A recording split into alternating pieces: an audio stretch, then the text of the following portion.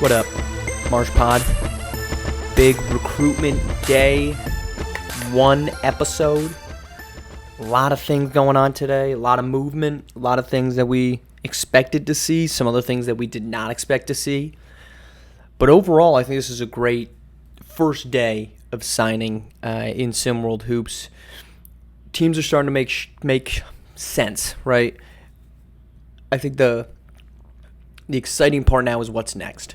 Okay, now it's going to be really on the coaches, and there's going to be guys out there, which we'll get to a couple of them in a second, but some roster pieces to still figure out, but now it's really going to be on the coaches to understand what they do and what they don't have. This is really, I think, the culmination of what's been a really awesome preseason where we really got a good idea of who exactly is who and what the real capabilities of guys that were kind of abstractly known before that.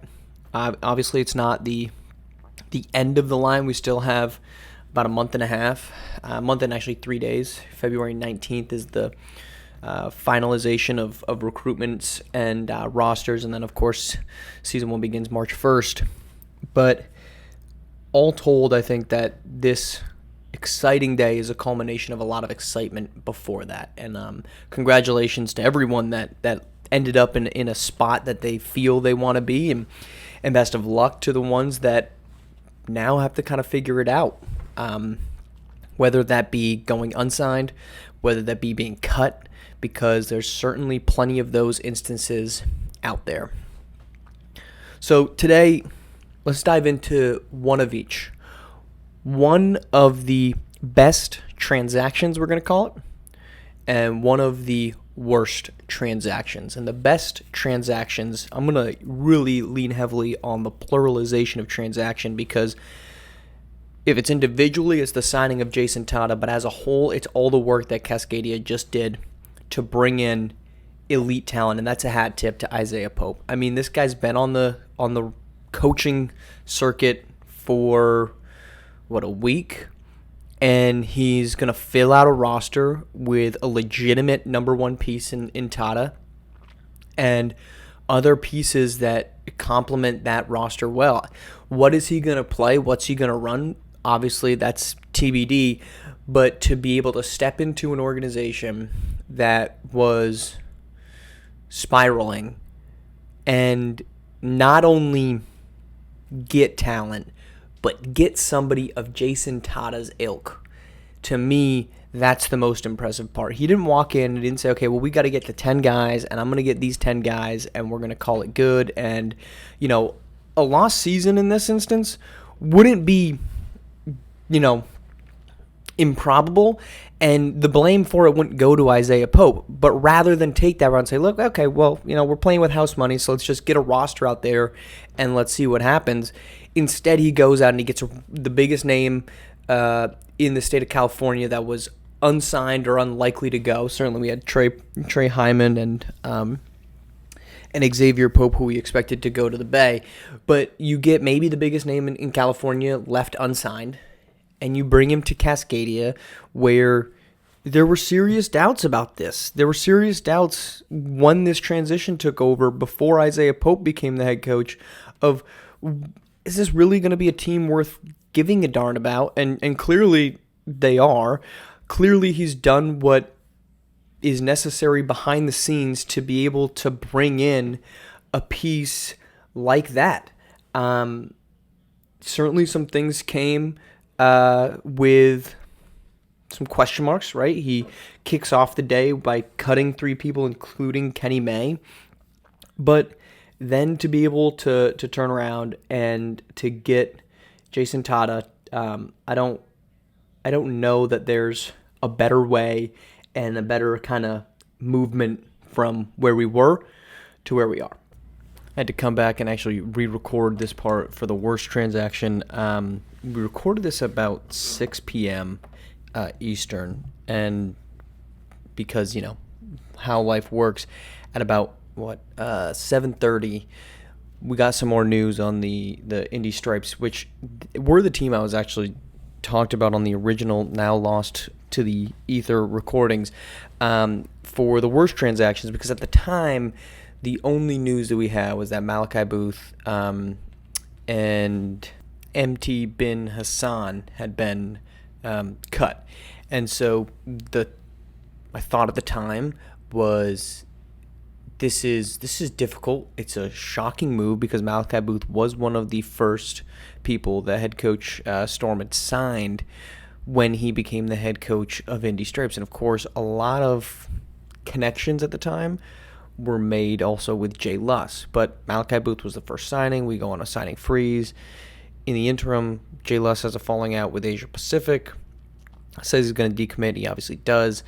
And we found out about 2 hours ago that, as with now 9:45, so maybe more comes out, but we find out that Jay Luss is signing with Indy. And so my original take was, look, this is a shocking move. This is a guy that you had first signed right off the gate, and now you're immediately cutting him as soon as it becomes available. It's not a good look for Indy as a whole. It's not a great look for head coach Storm as a whole.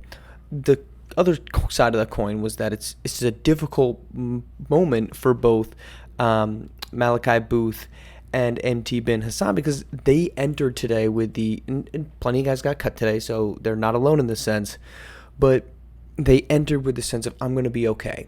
And I think Malachi Booth especially, because he had been such an early signee with Indy, now he's got to go out there and he's basically reopened his commitment, and you feel for him. You know, he's talking about how the book of Malachi isn't over yet. It still has 4 chapters. You know, it's a tough moment for him, but it's really, from a relationship standpoint, it's business, right? I mean, this is the business. It's not as cutthroat as the NBA is, but like, this is kind of the business of basketball. Nothing's guaranteed really unless you're one of those top guys. So you feel for Malachi, but even while that was the worst transactions, I actually have to change the general criteria of the worst transactions to now include what they ended up doing, which was signing Jay Luss and also signing Benari James. And look, we've gone down the path. I'm not going to have to tread, names through the mud, and I'm sure mine is done the same on the other side of the coin. I think that's fine. That's kind of the takes world. I'm obviously not a big fan of Benari James, and I think there's been some, and I'll say that as the personality-wise. Basketball player, he's fine. He's not great, he's not terrible, he's fine. But the way that he handles himself is, look, it's not the way I would do it, but you know what? No one should be doing it the way I want to do it, right? Do it your own way. It's abrasive, it's very polarizing, and I'm very surprised that he ended up with a signing, to be honest with you. As of the first recording of this, I didn't expect him to get signed, and he got signed. Good for him, right? But you're adding a lot of drama now to Indy. Not only are you bringing in Jay Luss, who we touched that, had a falling out with Asia Pacific, who's the first SimWorld Hoops signee, was Jay Luss, the very first one. He signs with Asia Pacific. At the time, it was like, all right, it's different, but okay. Now he's coming to Indy. He goes back on that. There were some issues that he had with the coach. Now you have Benari James. These are big personalities. Now going to an organization that kind of doesn't really look like it knows how to handle things, right? Malachi Booth, I think the hardest part to see in the Malachi Booth saga is the fact that he wasn't even told about this. I mean, imagine getting cut and seeing it on Twitter. Imagine getting traded and that's where you see it. And those types of stories, right? The stories about a professional player being traded or cut, and you ask them, oh, where did you see it? Well, I saw it on ESPN. I saw it on Twitter. You don't see that happen with highly functioning organizations. The New England Patriots, the New York Yankees, the Miami Heat, when there's a transaction made that involves one of their biggest stars, the star or even their players know about it because they're a functioning organization. When players start getting news through the media, it's the first sign of a non-functional organization, and that's what Indy is putting together right now. So is the sky falling in Indy? No, maybe not, but there's reason to be concerned. There's red flags coming up right now. Not only the way in which they carried themselves today, but in some of the decisions they made as part of that. Wish them the best. You hope for a competitive season, but it's surprising nonetheless. All right, I'm going to go back to the original recording, but needed an update because how it was previously, for this next part will be the original, but how it was previously just wouldn't have made sense. Okay, just real quick, some of the signings that I did. Like, I thought De'Aaron Cruz headed to Gulf Coast Lockdown. I love that. They didn't really have any real guards on that roster that you could turn to, and Cruz might be the fastest guy in the league. So you instantly get a point of attack creator that's just not necessarily there everywhere. I thought Showtime, getting Corey Yams, getting Shaq Chamberlain, that's a really good signing. Chad Smith has actually done a really good job in Los Angeles getting talent.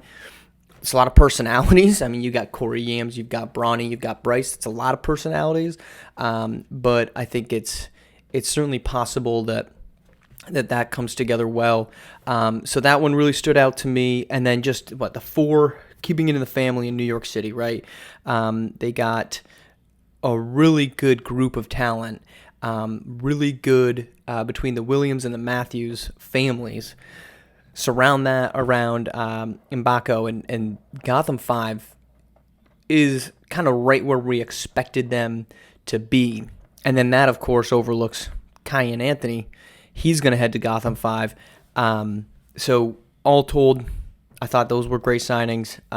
Again, congratulations to everyone that has a home ending up today, and best of luck to those that are going to be looking for it, and hoping for all that are available and all that want a spot get one, although those spots are going to certainly start drying up. All right, we'll talk to you on Thursday.